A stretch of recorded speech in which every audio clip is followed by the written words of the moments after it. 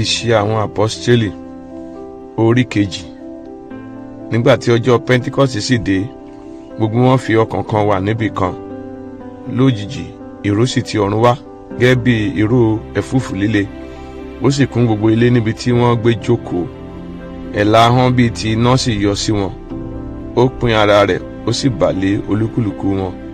Gbogbo wọn sì kún fún ẹ̀mí mímọ́, wọ́n sì bẹ̀rẹ̀ sí fi èdè mìíràn sọ̀rọ̀ gẹ́gẹ́ bí ẹ̀mí ti fún wọn ní ohùn. Àwọn Júù olùfọkànsìn láti orílẹ̀-èdè gbogbo lábẹ́ ọ̀run sì ń gbé Jerúsálẹ́mù. Nígbà tí wọ́n sì gbọ́ ìró yìí, ọ̀pọ̀lọpọ̀ ènìyàn péjọ, wọ́n sì dààmú nítorí tí olúkúlùkù wọn gbọ́ wọ́n ń sọ̀rọ̀ ní èdè rẹ̀. Á sì ṣe gbogbo wọn, ẹnu sì yà wọ́n, wọ́n wí fún ara wọn pé, wò ó, ará Gálílì kí gbogbo àwọn tí ń sọ̀rọ̀ wọ̀nyí ṣe. Èyí a sì ti ṣe tí àwa fi ń gbọ́ olúkúlùkù ní èdè wa nínú èyí tí a bí wa.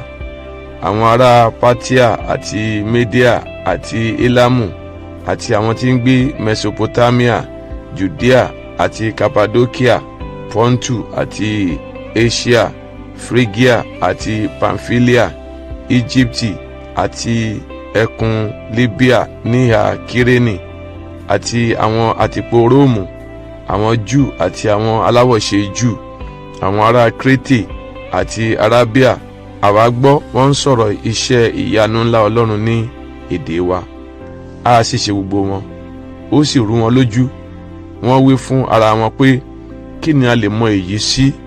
Ṣùgbọ́n àwọn ẹlòmíràn ń ṣẹ̀fẹ̀, wọ́n sì wí pé, àwọn ọkùnrin wọ̀nyí kún fún wáìnì tuntun. Ṣùgbọ́n Pétérù dìde dúró pẹ̀lú àwọn 11 yòókù, ó gbé ohùn rẹ̀ sókè, ó sì wí fún wọn gbangba pé, ẹ̀yin ènìyàn Jùdíà àti gbogbo ẹ̀yin tí ń gbé Jerúsálẹ́mù, kí èyí yìí kí ó yé yín, kí ẹ sì fetí sí ọ̀rọ̀ mi. Nítorí àwọn wọ̀nyí kò mutí yó, bí ẹ̀yin ti fi pè. Wákàtí kẹta ọjọ́ ṣáà ni èyí.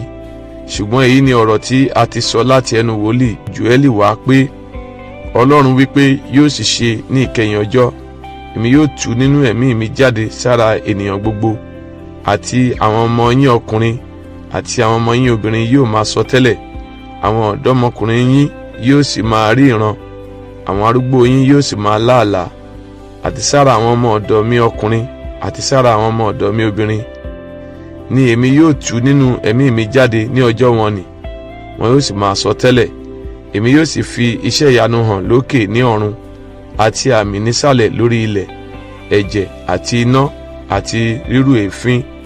A ó sọ oòrùn di òkùnkùn àti òṣùpá di ẹ̀jẹ̀, kí ọjọ́ ńlá àfiyèsí Olúwa kí ó tó dé. Yóò sì ṣe, ẹnikẹ́ni tí ó bá pe orúkọ Olúwa, a ó gbà á là. Ẹ̀yin ènìyàn Ísírẹ́lì, ẹ gbọ́ ọ̀rọ̀ wọ̀nyí. Jésù ti Násárẹ́tì, ọkùnrin tí a fi hàn fún yín láti ọ̀dọ̀ Ọlọ́run wá, nípa iṣẹ́ agbára àti ti ìyanu àti ti àmì tí Ọlọ́run ti ọwọ́ rẹ̀ ṣe láàrin yín, bí ẹ̀yin tìkára yín ti mọ̀ pẹ̀lú. Ẹni tí a fi lé yín lọ́wọ́ nípa ìpinnu ìmọ̀ àti ìmọ̀tẹ́lẹ̀ Ọlọ́run, òun ni ẹ̀yin mú, tí ẹ sì ti ọwọ́ àwọn ènìyàn búburú kàn mọ́ àgbélébù, tí ẹ sì pa. Ẹni tí Ọlọ́run gbé dìde nígbà tí ó ti tú ìrora ikú, nítorí tí kò ṣeé ṣe fún un láti dì í mú. Nítorí Dáfídì ti wí nípa tirẹ̀ pé, mo rí Olúwa nígbà gbogbo níwájú mi, nítorí tí ó ń bẹ ní ọwọ́ ọ̀tún mi, kí a má bàa ṣí mi ní ipò. Nítorí náà inú mi dùn, ahọ́n mi sì yọ̀, pẹ̀lúpẹ̀lú ara mi yóò sì sinmi ní ìrètí, nítorí tí ìwọ kì yóò fi ọkàn mi sílẹ̀ ní ipò òkú, bẹ́ẹ̀ ni ìwọ kì yóò jẹ́ kí ẹni mímọ́ rẹ kí ó rí ìdìbàjẹ́. Ìwọ mú mi mọ ọ̀nà ìyè, ìwọ yóò mú mi kún fún ayọ̀ ní iwájú rẹ. Ará, ẹ jẹ́ kí èmi kí ó sọ fún yín gbangba ní ti Dáfídì baba ńlá pé ó kú, a sì sin, ibojì rẹ̀ sì ń bẹ lọ́dọ̀ wa títí ó fi di òní yìí. Nítorí tí ń ṣe wòlíì, àti bí ó ti mọ̀ pé Ọlọ́run ti fi ìbúra ṣe ìlérí fún un pé nínú irú ọmọ rẹ̀ òun yóò mú ọ̀kan jókòó lórí ìtẹ́ rẹ̀. Ó rí èyí tẹ́lẹ̀, ó sọ ti àjíǹde Kristi pé a kò fi ọkàn rẹ̀ sílẹ̀ ní ipò òkú, bẹ́ẹ̀ ni ara rẹ̀ kò rí ìdìbàjẹ́. Jésù náà yìí ni Ọlọ́run ti jí dìde, ẹlẹ́rìí èyí tí gbogbo wa ṣe. Nítorí náà bí a ti fi ọwọ́ ọ̀tún Ọlọ́run gbé e ga, tí ó sì ti gba ìlérí ẹ̀mí mímọ́ láti ọ̀dọ̀ bàbá. Ó tú èyí sílẹ̀ tí ẹ̀yin rí tí ẹ sì gbọ́. Dáfídì kò ságòkè lọ sí ọ̀run, ṣùgbọ́n òun tìkára rẹ̀ wípé, Olúwa wí fún Olúwa mi pé, jókòó ní ọwọ́ ọ̀tún mi, títí èmi yóò fi sọ àwọn ọ̀tá rẹ di àpótí ìtìsẹ̀ rẹ. Ǹjẹ́ kí gbogbo ilé Ísírẹ́lì kí ó mọ̀ dájúdájú pé Ọlọ́run ti fi Jésù náà tí ẹ̀yin kàn mọ́ àgbélébù jẹ́ Olúwa àti Kristi. Nígbà tí wọ́n sì gbọ́, ọkàn wọn gbọgbẹ́, wọ́n sì sọ fún Pétérù àti àwọn àpọ́sítélì yòókù pé, ará, kí ni kí àwa kí ó ṣe?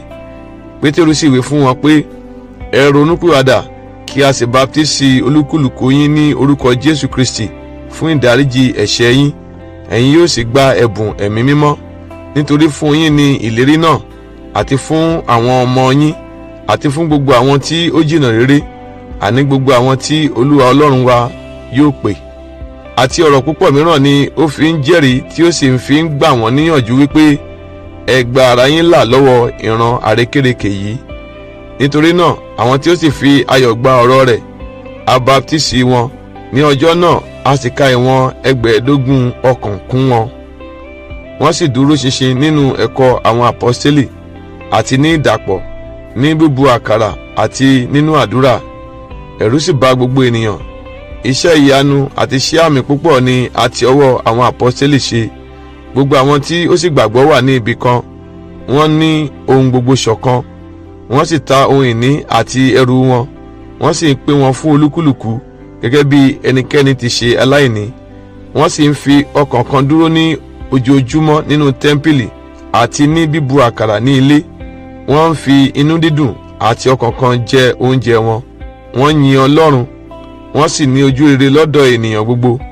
Olúwa sì yàn kún wọn ní ojoojúmọ́ àwọn tí à ń gbàlà.